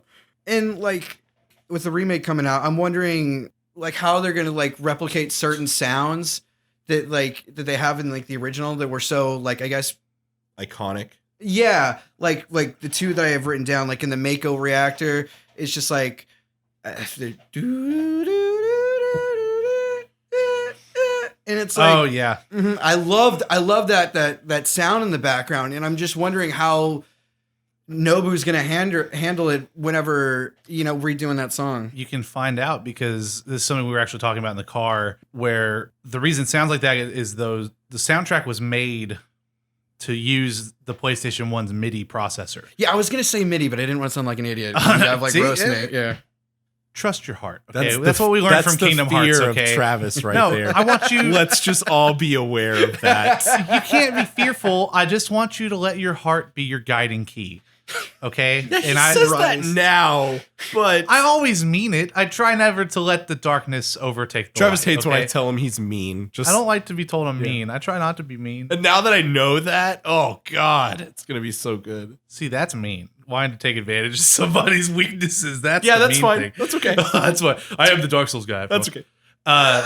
Yeah, so they use the MIDI processor to make a lot of those sounds, and then that's what's so funny is if you play like the PC version, I think they fixed it in the latest one, or some fan fixed it because leave it to the fans to fix up everyone else's fuck ups. The sound quality was way worse because they had to record the MIDI tracks and then some sort of weird compression. Like it's like the difference between like hearing a MIDI processor played live and then trying to fit all of that. I don't know the audio side of it, but the PC version always sounded really terrible. And they've already done rearrangements of most of the soundtrack. Yeah. And some of those orchestral performances and stuff. And then, of course, a lot of things like the bigger songs like One Winged Angel and things like that were all remade back when Advent Children was first out. Just to be clear, those are all, it is orchestrated, right? It is an orchestra. Yeah, that's a full-blown orchestra. So when we were listening to it, I did notice that through the audio, it did sound of... I'm saying that there's newer versions that are the orchestra. What's on your CD that's on Spotify, that's not orchestral recordings. Okay, then never mind. Yeah. Those are just CD quality versions of the MIDI. Okay, yeah, because it sounds processor. very, I don't want to say chiptune-ish, but it does sound kind of arcadey. That's what a MIDI is. So the MIDI is literally, I'm sorry. I mean, there's different versions of MIDI controllers. But yeah, those old, when you think of like old 8-bit A Game Boy and turned stuff, into an audio mixer. yeah, I get they it. No, did that because there was specific audio hardware where, you know, back then on those consoles and stuff, you didn't have processing time to make a game run and then also like decode audio from a CD and stuff. That's why some games that did have audio on the PlayStation disc, you could actually like take the PlayStation game disc and put it in the CD player and play music. Oh, yeah. Those were games where instead of using the processor on the PlayStation, they just left the games in like wave format, just like an audio CD, which means they didn't have to decompress them. And if a game was too big to fit that, like Final Fantasy VII, there's already like so much world data and the FMVs and stuff. The FMV music had actual like recorded audio, but the music playing when you're out in the world, that's the PlayStation processor actually making those sounds and feeding it to the analog out. So they have done versions of that though, where they have like the original orchestra score that they composed the music for the MIDI processor for. They have those versions, and on some of them, I don't know if every track is like that, but you can go and I think even on Spotify, there's some of the orchestral versions out there, especially like the Final Fantasy VII Advent Children track, and then some of the Kingdom Hearts soundtracks. They have like certain Final Fantasy themes that they rearranged for that, for the cameos and everything. For the Sephiroth fight and stuff. So it will be very interesting. That's one of my favorite things about 7 Remake coming out is that we're going to get a dope ass new Final Fantasy 7 soundtrack and probably some new compositions too. Oh, definitely. But I still hope that like they at least like throw some sort of homage to the MIDI kind of chiptuneness of the original and everything that I love so much. Is there any in any of the remake trailers that we've seen? Because we've seen that opening video a couple times. You know what? I'd have to go back and watch it. I couldn't answer. The sound effects are very like action and animated based. Like you don't really hear much of the music in the trailers. Yeah, we need to look at that. Yeah, because I think the first remake trailer that we saw was almost just a remake of that opening train scene where you see the train going around and then I meant the gameplay trailers. Sorry. Oh yeah. I just mean because the first remake trailer we got was what 2013, 2014. Yeah. I think it's been that. It might have been 2014 at E3 because that was the big E3 where they put up the title screen. You're like, oh my god, PlayStation, and now it's coming out next year, 6 years later. But also, there's just a credit to Nobu as composer. Composer, thank you. There's a song on the soundtrack for the Honeybee Inn, and that song I don't know Y'all's why. favorite scene. It's the. Never mind. I was thinking of something else. I was thinking of the Don's. Yeah, place. you were thinking. I apologize. I knew what you were going there, but like the Honeybee Inn music, like it felt so light that I felt like I was literally like talking to like some like giant bee man in like a hive or something like that. It just evoked those emotions out of me, and I just think he's so goddamn good at doing that, you know. And like I said, just with tingling in the beginning, and then right there, I'm sure there's countless examples and everything like that. But my last thing with Final Fantasy VII is that One Winged Angel is the best Final Fantasy song ever. I disagree. Debatable. You're wrong. Blinded by Light. Debatable. Final Fantasy 13. No, Final Fantasy. especially the orchestral version of One Winged Angel. Put a is list. amazing. Put a list of any song from 10 on a dartboard. Just throw a dart. It's better than that song. No way. I'm with Andrew. Final 10 Fantasy with this VII fucking weird ass industrial intro. I can't pick a favorite soundtrack except for 13 because it's definitely the best. But between all the other ones, that was one of the cooler features of Final Fantasy 15 where you would, when you're driving in the car, they literally gave you, like, you could unlock every single Final Fantasy soundtrack and use that as the music you're playing on your bro trips. That is so fucking cool. And that was so dope. That was one of the, my favorite one to put on there was Final Fantasy 11 because that's a game I have not played in years. Mm-hmm. And there's still, to Nobuo's credit, like there's so many iconic songs like throughout his career that you can put on any of those soundtracks and like the time's gonna fly by. Yeah. Like it's all beautiful music. Is a big deal to the Final Fantasy team and everything. Even in 14, they have the orchestrion that you can play, all the scrolls that you get from all the games, and those That's take influences from all the series of Final Fantasies, from the trials to the dungeons, anything. Yeah, and going back to Tales of Berseria a little bit, I was literally thinking about this earlier because I knew this conversation was coming up, where there's certain tunes in that I enjoy and it kind of gets stuck in my head a little bit. But then I thought too, like, dude, this game came out on PS3 and PS4. And my first thought was, dude, Final Fantasy 13 came out on PS3. And that's like such a different scale of JRPG. It, like, the music was one of the first things that came up where I'm like, this is fine. But like, I'm thinking of 13. This is fine. I told you when I listen to those songs, it's like I can recall the exact points in the game where those tunes were used.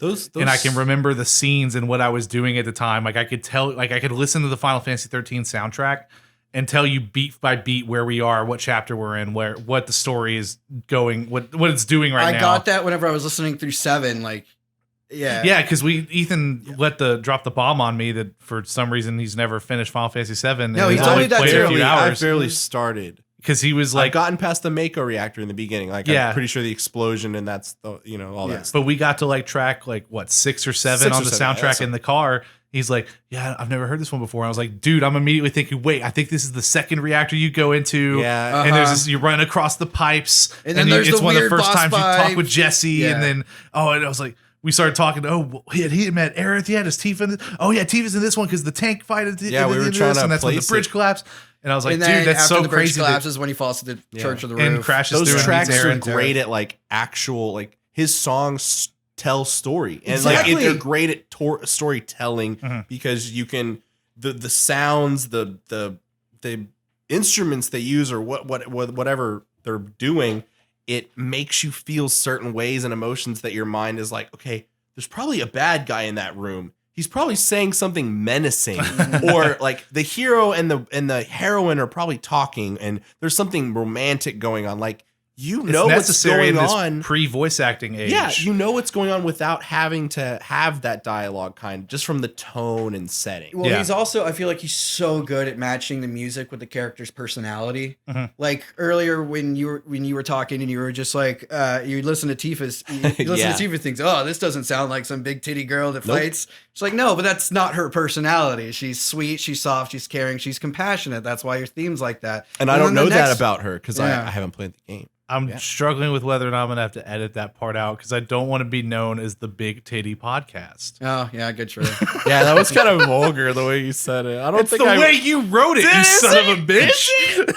I said big titty fist fighter or big boobed. I said big boobed fist fighter. Somebody said titty. All right, but No, either way. it wasn't me because that's rude. So fuck you both. But no, everybody has a theme, and they match with the character really well. No, yeah, exactly. And then like the next one on the soundtrack is Barrett's, and his is just like this kind of staunch, straightforward, don't fuck with me kind of thing. You kind of feel like you're in the bar with Barrett when you're like fucking listening to his theme, because that was kind of like I feel like when I listen to him, I can literally see the coded up cuss words that they would do in the Final Fantasy VII games. Yeah, but yeah, Barrett's theme is funny, and it's like. I want to interject with a correction mid-show. Ethan did, in fact, say, IDK, Tifa's theme just doesn't make me think fist fighter with big tits. And then it was Drew tits. Okay, who said, yeah, Tifa is a big titty fighter, but that's not her whole personality. And then I said, I'm not sure what elements Ethan would like to hear in the song that would get big titties across. So you're right. Drew was the first one to say. And by the way, it's titties with 2 D's. I just want to make sure everyone knows. That's not how you spell that. But that's how you spell it on the internet. So, okay, but I did say tits, not boobed or whatever. Right. We're all wrong. Next one I want to talk about for music for me that had a big impact was Tetris on the Game Boy, man. I love, even though it There's had music in Tetris on the Game Boy? Yeah. There's That's new to me. 2 songs. They were composed by Hirokazu Tanaka. Ah, yes. Mm-hmm. Yes, very, very famous. Very famous. The one and only. There's 2 songs on there, Type A and Type C. Type A was based off of a Russian folk song that I'm not going to try and pronounce. Give it a shot. Yeah, come on, go ahead. You didn't Google it and then have Google tell you the pronunciation. Oh, come on, Drew. Come on, man. Koro Benicki. There you go. I watched Oral Chernobyl. Benicki. That sounds right. Yeah. Type C was a arranged version of French Suite Number 3 in B minor, arranged by John Sebastian Bach. And I just remember loving those 2 tracks as a kid in like again, just like starting the game and doing what I would call, this is fucking embarrassing, but what I would call making dinosaur legs. So I wouldn't even trying to make, you try to play the game correctly. I would just try and make like these crazy structures and just get to the top. That's goddamn adorable. Yeah, that's pretty good right there. You can't write that. It's cute. So that's all I remember being like 5 years old. And Hey, if just it makes you feel any better, I'm gonna if anyone wants to try to hack any of the accounts I had as like a 5-year-old, the password I used for everything was DINO5. Dino from the Flintstones. That was my password. I was gonna say I don't know why Dino. 5. I know I always pronounce it that way, but I think my dad is the one who made the password for me because Why? I like Dino from the Flintstones, I guess. I don't know. What the- So there you go. Dinosaurs all around. Andrew wasn't worried about winning the game. He just wanted to make dinosaur legs. I just wanted to make dinosaur legs and listen to some freaking sweet jams, man. That's where the love of video games comes from, Yeah, man. really. Just 5 years old, not just It always goes back to having a dinosaurs. good time. Exactly. That's why Horizon was so good. That's Robo true. Dinosaurs. Robo dinosaurs, Game of the year man. 2016. Pretty sure they stole those from my childhood drawings. But, Yeah, they you know. definitely got into contact with your parents and they're just like, we need to hit the well again. And We're they were- out of ideas. And your mom goes, We got you, fam. Tetris dinosaur legs. And the head of Guerrilla Games was just Drew, like, that's what it. are you doing? Making dinosaur legs, Mom. Drew, I'm telling the head of Guerrilla Games about your dino legs. Mom, don't tell him about my dinosaur legs. And then we got Horizon Zero Dawn. Did you take your medicine? Yeah, I took it like the afternoon. Yeah. They're not dinosaur shaped like I like them. Sorry, that was something that some kid said on Apex We today. talked about Literally, I had that dinosaur-shaped conversation. chicken nuggets on the car ride We here. did. We Tyson It's dinosaurs all the way down. Tyson chicken nuggets. No, Sometimes, you call them chicken dinos. sometimes I you just never want to heard have that. a chicken nugget Yeah. shaped like a dinosaur. Yeah. I mean, dude, those are the best. Sometimes you do. Dinosaurs, dude. Game of Thrones? Dragons are kind of like dinosaurs. Don't bring up Game of Thrones. Don't push it. We got to mention Game of Thrones, PlayStation 3, and now dinosaurs at least once every episode. Yeah. You can start slipping them in there. Random fun fact: the creator of Tetris, Alexei Pajitnov, the Game Boy version of Tetris was his favorite. Yeah, It's a good version. yeah, it really is. But I guess my last thing I want to say regarding video game music is that not all video game music has to be like original. Like a lot of great games have like fantastic soundtracks. Like the Tony Hawk games, Mm-hmm. for one, have amazing soundtracks. Homages to Yeah, dude. I mean, Crazy Taxi. yeah, Crazy Taxi, a good Offspring, one. man. Introduced me to the Offspring. Yeah, Yep. absolutely. Dun-dun-dun-dun-dun-dun-dun-dun-dun. But yeah, I just want to go over kind of some of my favorite songs and just bands over through through Tony Hawk 1 to Tony Hawk Underground. And I think the first one and the most iconic out of all the Tony Hawk games is Superman by Goldfinger. You have to sing it for me. Yeah, Oh my god. I wouldn't it's know. that ska it's that ska song where he's just like, oh, I don't even remember how it goes. Don't you though? This is the worst research ever. Worst research you've ever done. You I'm spend not good. 3 days listening to Final Fantasy VII music, and you couldn't pull up your favorite Tony Hawk Pro Skater song on Spotify or on YouTube just to No. give you a reminder. After I gave that sweet Offspring riff just now. Yeah. And his Evangelion intro Oh, yeah, last come on. week. You mean outro?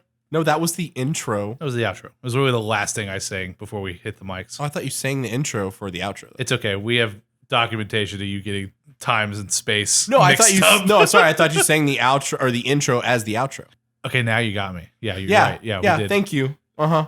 We thought you meant the intro of the podcast. I sang. No, the you song sang the for intro to Ava as the outro. Oh, Drew, when you're right, you're right. Except for when I say Drew instead of Ethan because it's Ethan. Yeah, When Drew's wrong, Drew's he's wrong. wrong. Yeah, but Superman by Goldfinger, Jerry was a race car driver, Primus, Guerrilla Radio, Rage Against the Machine, When Worlds Collide by Power Man 5000. I remember getting. See, I'm always gonna think of Little Nicky when I think of that song. Was it in Little Nicky? Hell yeah, it was. Really? What scene? I don't remember. I just know it's from fucking Little Nicky. See, I'll always remember it because I played Tony Hawk Pro Skater 2 pretty much exclusively on my Game Boy Advance, and yeah. Could they even fit any of these songs on there? The could. sprites. Did they have the full The soundtrack on the way- Game Boy version? I think so. Holy hell! Yeah. Nintendo are the wizards Definitely. of compression. I can't. First wonder- off, I didn't even know there was music in the Game Boy version. I'm pretty sure it was. Jesus. Yeah. That's intense. That is a fact right there. That's love right there. Yeah, man. And then Full soundtrack. I almost want to look that up and verify. I wonder if they just had like a small subset of songs. I want to. Yeah, I go ahead and look it up. Prove me wrong. I don't care that much. You're the one who's supposed to be doing research here, man. This episode. I trust you. This episode just turned into a roast. This episode is a train wreck. Kind of is. Blitzkrieg Bop by the Ramones, Ace of Spades, Motorhead, If You Must by Del the Funky Homo Sapien, which is the greatest song about hygiene that you'll ever hear in your entire life. Imaginary Places by Bus Driver. So I hate to interject again. Was your whole idea for this segment the Tony Hawk part just to read the soundtrack list? Just the songs that meant the most to me from when I. Okay, so it's not like a full score No, list. Okay. no. These are just the songs that These I are good. remember. I mean, in his these are good. This is a good. These are track or list of tracks. like I these- recognize two of them so far. I mean, like these are songs that like I specifically remember hearing through Tony Hawk. Okay, I just and, wanted the to one's my verify. favorites. Yeah, Imaginary Places by Bus Driver, Quasimodo. Yeah, just good stuff. Just to name a few. Now I feel really embarrassed. So if you guys Is there a wanna go ahead- Spotify playlist where we can catch up on all this? I'm sure there is. There is a Spotify playlist, but it doesn't include all the songs. Some songs have like licensing issues, but you can find those on YouTube. Those fuckers. Yeah.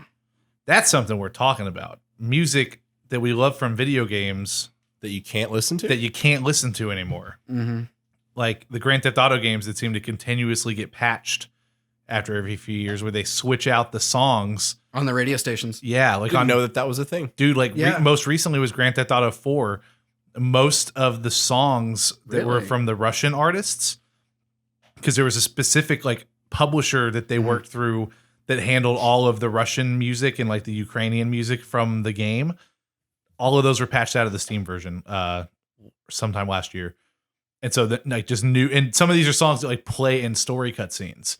So the way you remember certain story scenes changed. going and the music in the background is different now. Wow. And that's not the only game that does that. That's part of why those games like the Tony Hawk ones and stuff, That's why you're never going to get remakes. you can't get them on digitally. Yeah. Or, well, they did do that remake of the Tony Hawk games recently, the remaster of like 1 through 3, I think. I don't remember ever seeing that. It was technically a remake, and it was just called Tony Hawk's Pro Skater, but it had levels throughout the whole. I think that's the one. Yeah. Yeah, it was but like it a came out- compilation more Yeah, than it came like out a- on PlayStation 3, and it was hot garbage because it added. and it also was missing a ton of songs yeah, because there was a bunch that they couldn't put on there. yeah, but they also added an element to that game where, like, if you were to fall from, take a really long jump, you had to hit X before it to land to like brace yourself. Yeah. which you never had to do before, and it just completely ruined the whole flow of the game. Yeah. And I know the releases of Crazy Taxi after the Dreamcast version, different soundtrack. Really? Yeah, lots of weird instances like that. And there's another one Well, not even long like ago. like you said, like GTA 5, I think they're constantly changing the songs. Oh and yeah, they'll everything probably like have to have that same thing will happen at some point with GTA 5. They'll have to pull it from Steam and Xbox or something for a couple days until That's they can one of my or just biggest pull out the regrets songs. of selling records is I had the original GTA 5 soundtrack. Oh, dude, that's such a good one. And those, every disc on there is fucking awesome. Yeah, and they're How all many so vinyls was that on? Because that's a long soundtrack. It was because it had the original score and then it had all the radio stuff. Yeah, the yeah. original radio stuff. Because the CD version, like it's 3 CDs, and each one they have the score on one, the radio tracks on another, and then the radio tracks, but the original recordings. For I want to the game say it on was another. 4 separate LPs. Oh, that's not too bad. Yeah, It seemed like a lot of. I assumed it was going to be more because it feels like you need more room to fit all of them on vinyl. Yeah, but no, yeah, it's like the first two covered the score, and then the second two covered the tracks and everything. Yeah, that's a big issue with all these licensing problems, and so many people, they want certain games to come on like backwards compatibility on Xbox and all this stuff. And one of the number one things that's keeping people from doing that, and this affects movies and stuff too. It's the same thing where certain movies, somehow the licensing agreement doesn't account for having to release this again it's not a one-time thing. Like, people are going to want to buy this movie, and lots of TV shows as well. So like even Evangelion, like we were talking about last week on the Netflix. Yeah, they couldn't get the fucking open or the ending song or whatever it was. Yeah, because of like some licensing thing for that country. Exactly. And it's absurd to think about that there's just some fucking suit at a record label that's saying, nope, we need more money for this, and if you won't pay it, then you've got to fucking take it out of your game or your TV show. We were talking about that with Story earlier. Like, what if when Final Fantasy VII Remake came out, they're like, okay, you can all use all these musics, but no One Winged Angel. That one, someone else made that. We have a different license for that. Yeah. We're not paying for that. You're like, well, fuck. That's like the best song. 5 or 6 iconic moments of this game that are just going to have like some other fucking song slung in there. It's not going to be what we remember, and it's not going to. It has the same artistic quality, yeah. But yeah, I mean, do you guys have any other mentions or anything you want to talk about regarding video game music or your memory or Did you not want to bring up Def Jam or Def Jam Vendetta? Or I forgot about that. I really wanted to bring that up. I didn't do enough research on it. Yeah, that's it. That was just such a fun idea, kind of like it really like was throwing rappers into a fighting game, like. That pitch meeting. Can we talk about that pitch meeting, please? I've heard a little bit about that pitch meeting because Jeff Gerstmann from Giant Bomb has talked about it. Really? And he was on set for like an interview that he was doing when he was back at GameSpot. And I can't remember exact. It was either for Def Jam or it might have been for like 50 Cent Blood on the Sand. And he said that he gets brought out there by like Ice-T and 50 Cent and a couple of other people. And I'm going to butcher this story, so if I look it up and re-listen to it, I will give corrections next week. But the gist of the story is he goes out there and he's doing an interview, and like clearly these people do not want to be involved in the interview, much less making the game. But there's like money on the line. They know they're going to get paid off of this and everything. Yeah. And at some point, like someone like yells, "Yo, so and so is here," and everyone kind of like perks up. And then it was like clearly this was like a drug deal, like whatever like drugs they were accruing for the evening was going down, and like huge amounts of money were transferred. And Jeff Gerstmann's just over here, like Jeff Gerstmann, fucking trying to record an audio interview real quick to put an article up on this new 50 Cent game or whatever. Blood and Sand came out on 360. Yeah. I think the one that came out before that, because I want to make sure everyone knows I never played these two games. I just remember hearing a lot about them, and they're kind of like cult classic at this point. No, I definitely played Vendetta. I never played the sequel, but Vendetta was. No, we moved on to 50 Cent. Oh, I'm sorry. See, that's what happens when you get your nose in your phone. I'm sorry. I was trying to do a little bit of. No, I played the shit out of Fight for New York for Def Jam. I bought the hell out of that game. That game was dope. I don't know if I played Vendetta, but I know I played Fight for New York. I didn't play. And actually, we were talking about this in the car. I want to pull up the roster real quick. Yeah, there's a great roster. Yeah, because all I remember is definitely Redman, Method Man, and then 50 Cent, obviously. And they had like a large group of people that were signed to Def Jam labels at the time, and most of them since I think Def Jam is. I don't even know if they're still a label company anymore because I don't know. I don't think so. I don't know about that stuff. That's not my Def Jam Records. That's not my network of expertise. Pretty sure they're still around. I don't know. Don't care. But yeah, let's get a list of that because like who else had to have been on there? You said T-Pain in the car or something, but I don't think he was in there. Blaze. What? Who? That's Method Man. He plays a character named Blaze. I thought they played themselves. Okay. Some of them do. Busta Rhymes. Damn, Busta Rhymes. Yeah. Carmen Electra. DMX. Wow, really? Is DMX in there? Danny Trejo. Wow. Fat Joe. Okay. Flavor Flav. Nice. Oh, beat the shit out of someone with a clock. Nice. Ghostface Killer. Yeah, I expect that. Henry Rollins, whose character model looks hilarious. Ice-T. Ludacris. Redman, Sean Paul, Slick Rick, Warren G, and Exhibit. And that's the end of this list I found. So quite the lineup. That's a great Came out in lineup. 2004. Wow, Henry man. Rollins. I'm surprised Carmen Electra managed to get her Oh, way that's in one there. that came out on the original Xbox, not 360. Oh. It might have come out on 360 as well, but I'm seeing the box art right now. It's Right. the Xbox. Fight for New York remaster win. Right? When are we Nobody's getting taken that? like a team from an MLB game and been like, "Hey, you guys want to play poker at a table or something?" And we'll make a video game out of that. Like, it's just a weird. There actually is a really interesting poker game called Poker Championships, I think, that was by Telltale Games that has a bunch of random characters from different franchises. From their in it. Telltale games. No, not just them. So, like, one of the characters is Wait, I think I heard Brock about this. from the Venture I Brothers. did hear about And this. like What? Sam and Max from the Sam and Max games. That's cool. And What? one of the guys from Penny Arcade. Oh man, I haven't looked at the arcade in a long Like, time. it's this weird. Yeah, I don't remember if there's a story mode or Well, 'cause not, but they- it's just this amalgamation of Didn't characters. Telltale do a Penny Arcade game, or was that not Telltale? No, I know Penny Arcade had a video game. But Yeah, they had like a 2-part RPG thing. I don't Yeah. remember who Did it, developed that. right. I definitely it was not Telltale. 'Cause That's still those cool. are just not the though, kind like- of games that Yeah, they I did. remember seeing like pictures of that online and just being like, "What is that?" You know? Oh, because I think the devil from Powerpuff Girls was in there as well. Oh God, yeah. Whoa. Weird. talk about a company with some weird ideas for That's a crossover. for, licensed Definitely. games. So, is there anything else you guys want to bring up music wise or anything like that? Final Fantasy 13 is still the best. I think you're It's wrong. good. Final Fantasy 7. It's One fine. Winged Angel. It's fine. Obvious. It's fine. So what's you guys want to go ahead and call it to an end? Yeah, wrap what are we this at? episode up. We at 2 hours yet? Nope. What are we at? Hour 45, but I don't know how much I'm gonna have to cut Right. Yeah. as usual. It might y'all are missing out on some good stuff, by the way. Like I said, with more one day when we release full unedited episodes, it's gonna get weird. Yeah. And I got them all archived too. I can just throw them up one day. Oh yeah. But to make sure that we can maybe put ads on stuff one day, Yeah. we gotta make sure that we cut out some of the really bad stuff. Buy Quip.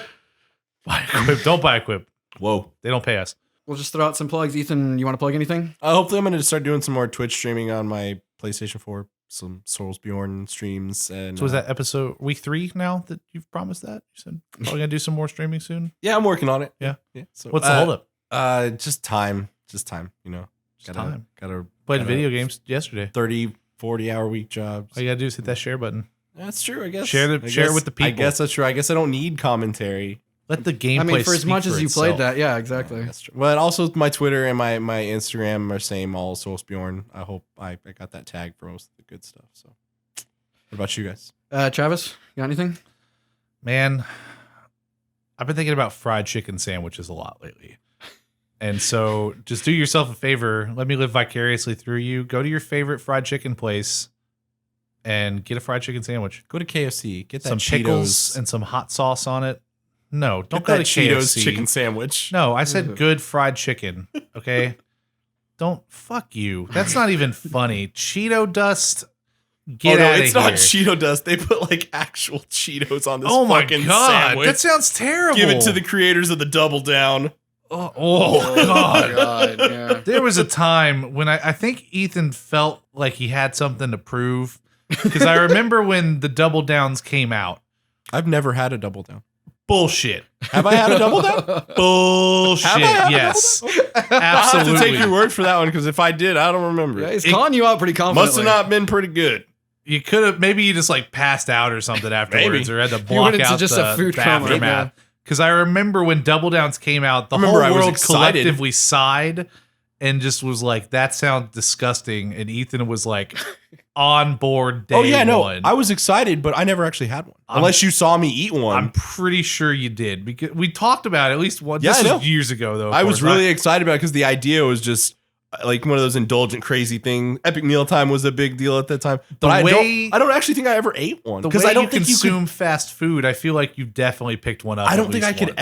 ever. Every time I went to KFC, I don't think they ever had them, which didn't make sense because it's just 2 chicken breasts. Yeah, I don't know. I honestly don't remember if I ever ate one. If I did, probably was just. Bleh. I'm gonna take a bet and say you had it. Okay. I know. I remember they did have one with like mac and cheese on it or something at one point. God, They tried different variations to make it work, and it just never don't worked. Eat at KFC. Well, I don't know about It's that. easy. I mean, If you want fried chicken, make it yourself. there's I so guess many better places. Yeah, I would make it yourself. Nah, I don't like breading things. You know what's rough? Okay. Well, Breading. I like chicken tenders. I make great chicken tenders. I hate breading things. It's such a chore. Think about it. You got like use gloves. Or do you no, mean that's not what I mean. how I many mean dishes the act, it makes? just the whole process. You got 24 chicken tenders. Oh yeah, dip it in the egg. You're doing a flour, double. whatever. You're doing Yeah, a double egg You toss, egg wash, and you you're flour, you egg possibly wash, you toss breadcrumbs. again.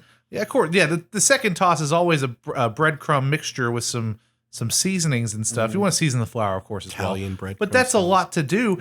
Plus, it sounds simple, just like Crash Team Racing, but you realize that chicken tender breading is the dark gonna hear the souls end of of that. cooking.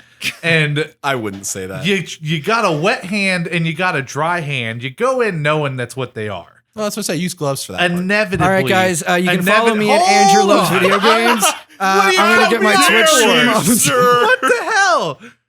I'm just saying, you go home and bread 24 chicken tenders, and you tell me that wasn't a giant waste of time when you could have just gone to Raising Cane's and out of that drive-through in moments. We were talking about this the other day. We were arguing between. All right, Raising Cane's guys, and that was the Chick-fil-A. absent-minded pod. See? Doesn't feel good, does it? You get onto a roll talking about chicken tenders and someone wants to end out the podcast. Yeah. This is good content. This is what people come here for. I have been told by a couple people Oh really? that they don't have any idea what we're talking about when it comes to video games. Oh no, I've been told that as well. But they stay for the laughs. We rarely talk and about the video good times and the vibes and the friendships. And if I want to talk about Jimmy John's fucking pickles or breading chicken tenders for 15 minutes, clearly that's what somebody's coming back for. It's true. So we need to one lean in. person's coming back. We need to lean. Yeah, there's one person that's been like, episode 5, if they don't say something about chicken tenders, I'm out. And then now I'm done. I've got given the this hook. 4 episodes. They've talked about video games and giant robots. You I missed want out, my dude. chicken tendies. Episode talked. 5 was your jam, Yeah. and now they're gone. That's why I want to talk about chicken tenders more often to make sure that we're keeping those people happy. Got to keep the whole subreddit community of our tendies happy. Our tendies. I heard hard tendies. I heard Arby's. You always hear Arby's. Arby's so good. When the commercials go and they say, I'm thinking Arby's or whatever. Are you always? What are you talking about? It's We got it's the John meats. H. Benjamin talking about we got the meats That's now. the new one. Are you fucking wait? That's the only one I that's watch. the new one is H. John Benjamin or That's John the H. only Benjamin. one I watch He's now. the What are you voice for- talking no about? Arby's? way. And Yeah. not even just not even like He's just like a the voiceover. face. He's in a chef outfit. Every Like- commercial. It's great. Yeah, fuck you both. Arby's is awesome. no, but what was the slogan before? I don't know. I wasn't Who even- I'm cares? thinking I wasn't Arby's. eating Arby's back then. No, well, the whole joke was that you're thinking I am thinking you're like the only person that's out there thinking Arby's. But now the joke is ruined. So Well, I think we're gonna officially end it now. yeah, fuck it, I'm done.